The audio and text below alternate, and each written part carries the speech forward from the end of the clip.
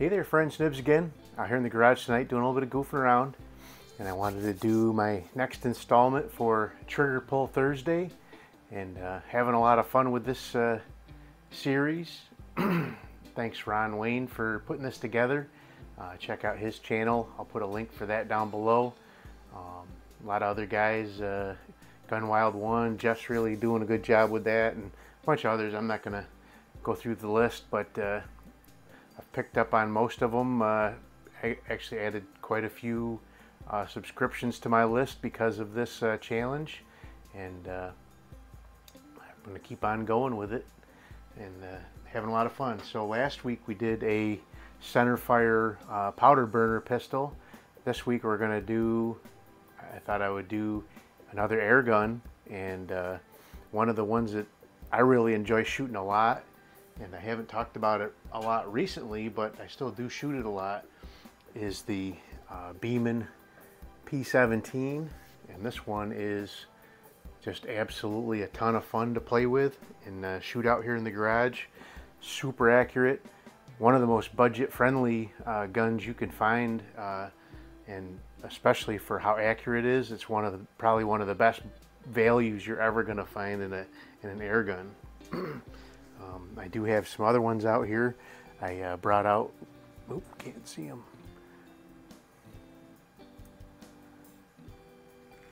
I brought out several other examples of single stroke pneumatic air pistols from my collection.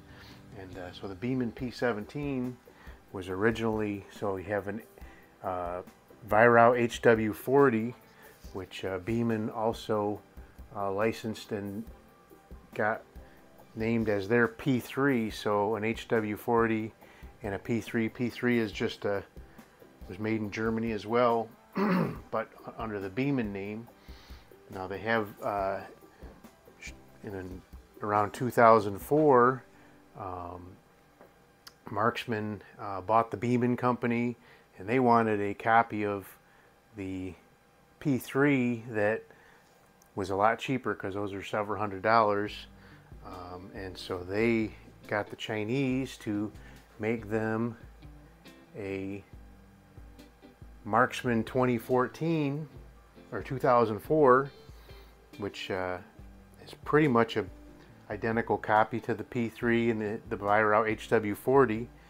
And along the way, and I don't know where the change was made, but eventually Beeman started calling them the P17. There's been a bunch of different copies of these over the years, and there's a couple that I have here that are actually made by Zisco. I don't know if I'm pronouncing that right or not, but it's the way it's spelled, Xisico, Zisco. And this is the model 120 XSP 120D, and this particular one, so when you could find these, they would actually come with a 177 barrel and a 22 barrel. So I have this one outfitted with the 177 barrel, and this one outfitted with 22 barrel. So that is pretty cool. Let me, I want to take a couple shots with it, but I forgot to turn my camera on downrange, so stand by. Alrighty, so I am back.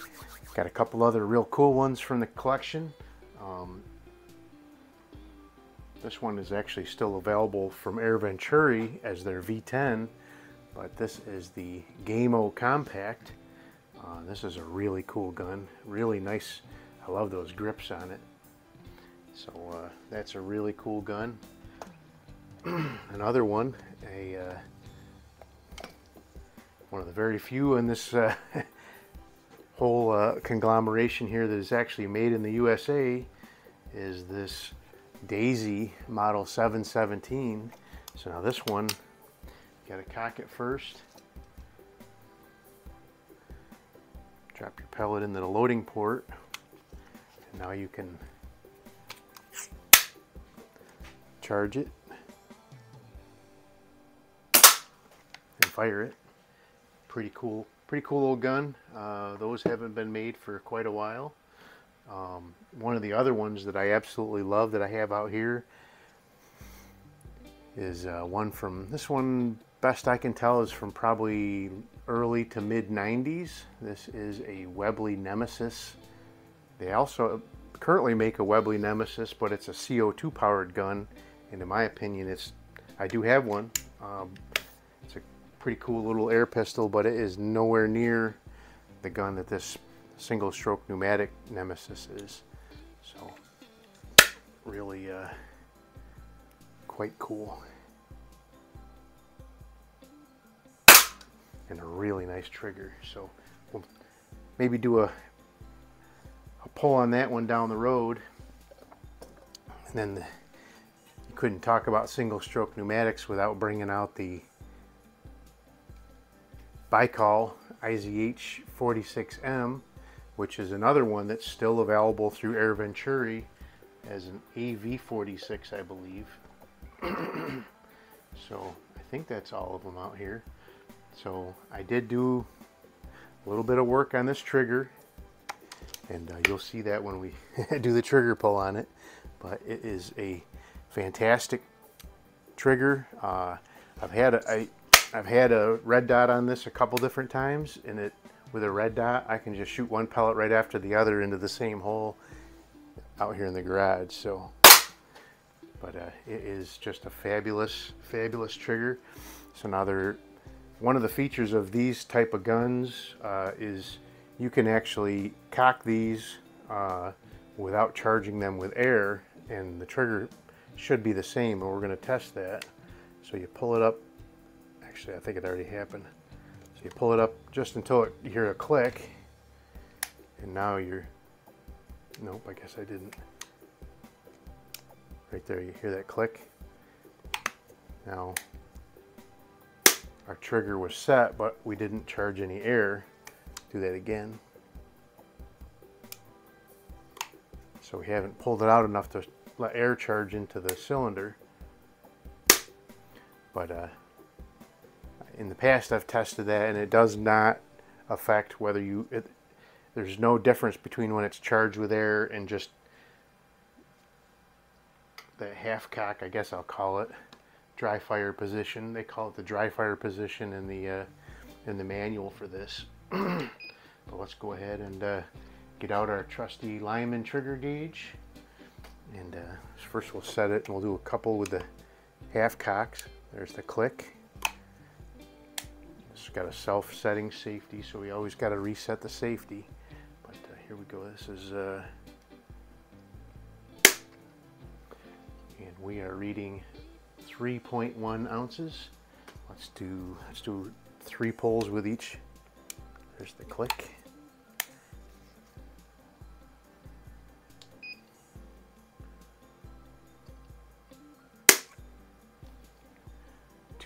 .5 ounces.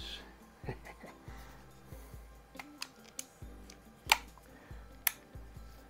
have done a video on how I modified or adjusted the trigger on this guy.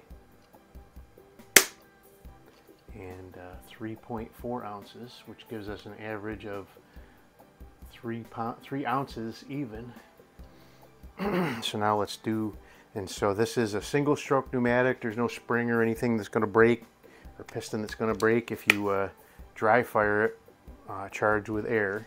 So we're going to go ahead and just shoot it without a pellet in there. But now I have it charged with air. Let's go ahead, we'll clear that out. And so again, we're 2.5 ounces.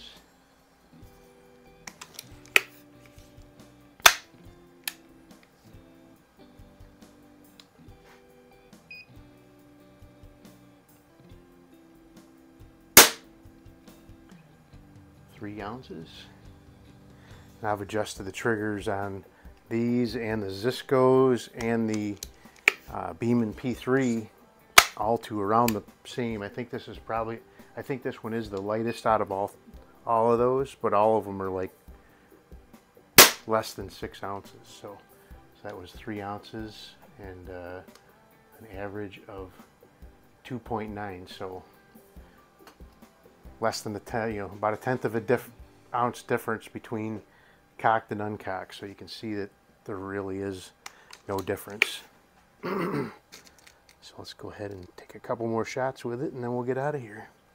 So it is kind of a little bit of a chore to get the pellet to go into the barrel there, but once you figure it out, it's not too bad. You want to make sure you get it pushed all the way in, because when you close it, that barrel has to seal up against this rubber O-ring back here, and if you leave that pellet sticking out, you can end up slicing that rubber O-ring, and then you won't have as good a shot. Just working on cutting up a can out here. Sometimes I just cut them for fun, sometimes I cut them for time. But there you go, that is the Beeman P17, still available on eBay or Amazon. 50, 60 bucks. If you pay more than 60 bucks for one, you've overspent.